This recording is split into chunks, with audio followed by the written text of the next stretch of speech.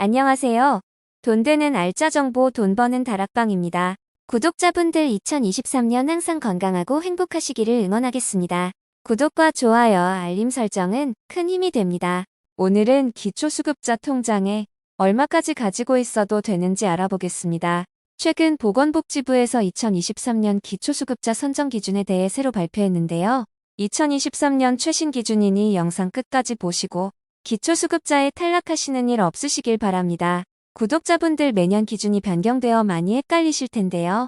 먼저 정답부터 알려드리면 지역별로 통장 잔액이 다르게 적용됩니다.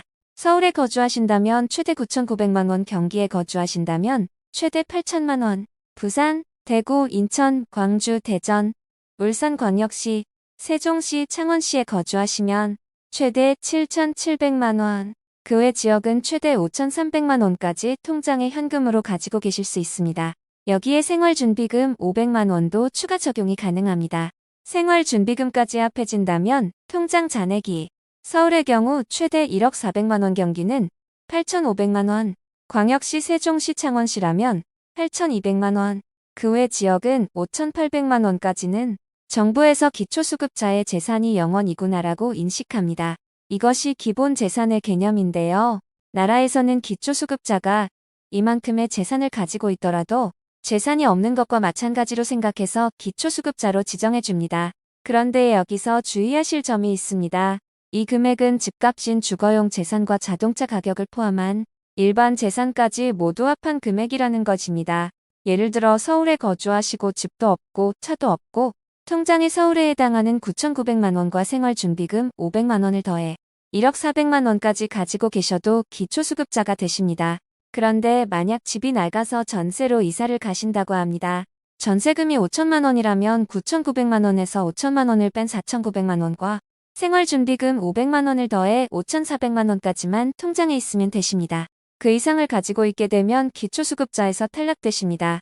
하나 더 예를 들어 5천만원 전세집으로 이사도 가시고 3천만원짜리 땅을 하나 산다고 하신다면 9,900만원에서 전세금 5천만원, 토지 비용 3천만원, 총 8천만원을 뺀 1,900만원과 생활준비금 500만원을 더해 2,400만원까지 통장에 가지고 계실 수 있습니다. 여기까지 이해가 쉽게 되시죠? 알려드린 금액에서 전세금과 같은 주거 비용과 토지 값을 빼고 남은 금액을 통장 잔액으로 가지고 계실 수 있는 것입니다. 아직 이해가 되지 않으셔도 괜찮습니다. 다시 천천히 알려드리겠습니다. 집값, 전세금, 월세, 보증금과 같은 재산이 주거용 재산이고 토지와 자동차가 일반 재산입니다. 그리고 예금 통장, 보험, 주식, 청약 통장 등이 금융재산인데요. 이 세 가지를 모두 합쳐서 서울이면 최대 1억 400만원, 경기는 8,500만원, 광역시, 세종시, 창원시라면 8,200만원, 그 외 지역은 5,800만원이 통장에 있어도 정부에서는 재산이 0원이구나라고 인식합니다. 이 금액까지는 어떤 형태로 재산을 가지고 있건 기초수급자 선정이 가능하시다는 점 꼭 기억하셔야겠죠. 그렇다면 여기서 궁금증이 생기실 것입니다. 만약 서울에 사는데 내 집값이 올라서 9,900만원을 넘는다면 어떡하나요? 이럴 경우에는 주거용 재산 기본인정액을 아셔야 됩니다. 이 부분에 대해서는 이번 영상에서 다루긴 긴 내용이라 다음번 영상에서 다룰 테니 꼭 구독해 놓으시고 정보 얻어 가시길 바라겠습니다. 미리 맛보기로 알려드리면 통장 잔액 2억으로 가지고 계시는 것보다 지역 자리를 가지고 계실수록 수급자가 될 확률이 높습니다. 또한 대출금은 영향이 있는지 궁금하시죠? 대출금은 부채이기 때문에 기초수급에 영향을 주지 않습니다. 오늘 말씀드리는 기초수급과 기초연금이 헷갈리지는 않으신가요? 기초수급은 국민기초생활보장법에 근거하여 연령과 무관하게 생계를 보장하는 법입니다. 반면 기초연금은 만 65세 이상 분들 중 소득 하위 70%에 해당하는 분들께 제공되는 연금입니다. 다음은 기초수급액과 관련하여 많이 아시는 질문들에 대해 정리해 보았습니다. 가장 많이 묻는 질문 중 하나는 집과 관련된 내용입니다. 집은 처음 구매 가격인가요? 아니면 현재 부동산 시세인가요? 집은 매년 정부에서 발표하는 공시가격으로 산정합니다. 우리 집 공시가격이 궁금하시죠? 공시가격 확인은 국토교통부가 운영하는 부동산 공시가격 관리 및 홈페이지에서 확인 가능하십니다. 질문 두 번째, 청약저축도 해당되나요? 내 청약저축도 금융재산에 포함됩니다. 내가 은행에 넣어 쌓이는 돈은 모두 포함된다고 보시면 됩니다. 질문 세 번째, 10억짜리 부동산 한 채가 있는데 대출이 9억입니다. 그렇다면 재산은 1억으로 간주합니다. 부채는 재산으로 잡히지 않는다고 말씀드렸죠?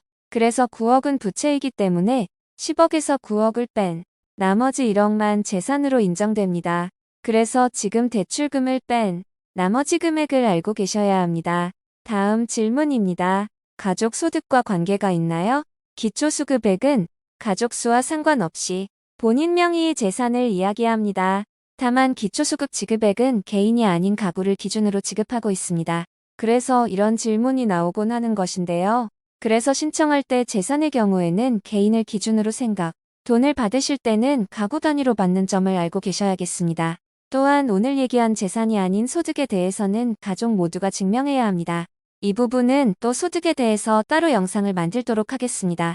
마지막 질문입니다. 기초수급자인 부모님께서 수익은 없으신데 매달 용돈을 얼마까지 보내드릴 수 있을까요? 부모님이 2인 가구 수급자이시라면 받는 사람 기준으로 한 달에 51만 8,423원까지는 용돈으로 보내드려도 괜찮습니다.